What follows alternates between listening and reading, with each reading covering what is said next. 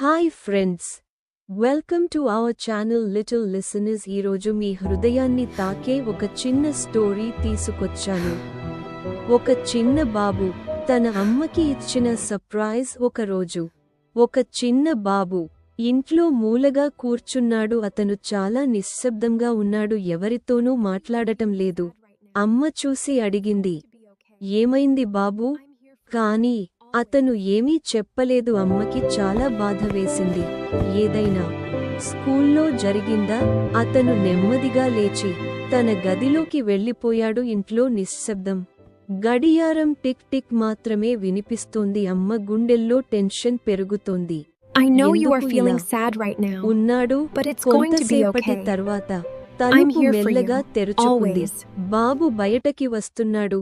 అతని చేతిలో ఏదో ఉంది. బాబు నవ్వుతూ అమ్మ ముందు నిలబడ్డాడు. హ్యాపీ బర్త్డే అమ్మా. అమ్మా ఒక్కసారిగా ఆశ్చర్యపోయింది. తర్వాత కళ్లలో ఆనందం, కన్నీళ్లు వచ్చాయి. నాకు సర్ప్రైజ్ ఇచ్చావా? బాబు నవ్వుతూ, అవును అమ్మా, మీరు హ్యాపీ అవ్వాలి కదా. చిన్న సర్ప్రైజ్ పెద్ద ఆనందం ఇస్తుంది. మన వాళ్లను సంతోషపెట్టడం నిజమైన ఆనందం. మీరు మీ మదర్కి ఎలాంటి సర్ప్రైజ్ ఇచ్చారా? కామెంట్ చేయండి.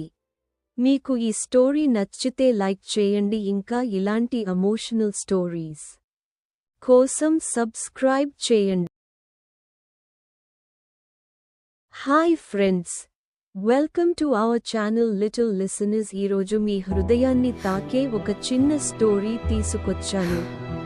ఒక చిన్న బాబు తన అమ్మకి ఇచ్చిన సర్ప్రైజ్. ఒకరోజు ఒక చిన్న బాబు ఇంట్లో మూలగా కూర్చున్నాడు. అతను చాలా నిశ్శబ్దంగా ఉన్నాడు, ఎవరితోనూ మాట్లాడటం లేదు. అమ్మ చూసి అడిగింది, ఏమైంది బాబూ? కానీ అతను ఏమీ చెప్పలేదు. అమ్మకి చాలా బాధ వేసింది. ఏదైనా స్కూల్లో జరిగిందా?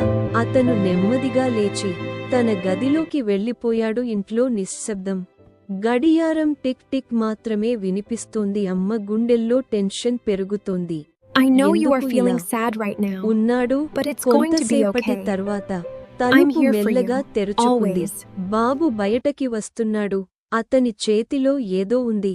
బాబు నవ్వుతూ అమ్మ ముందు నిలబడ్డాడు. హ్యాపీ బర్త్డే అమ్మా.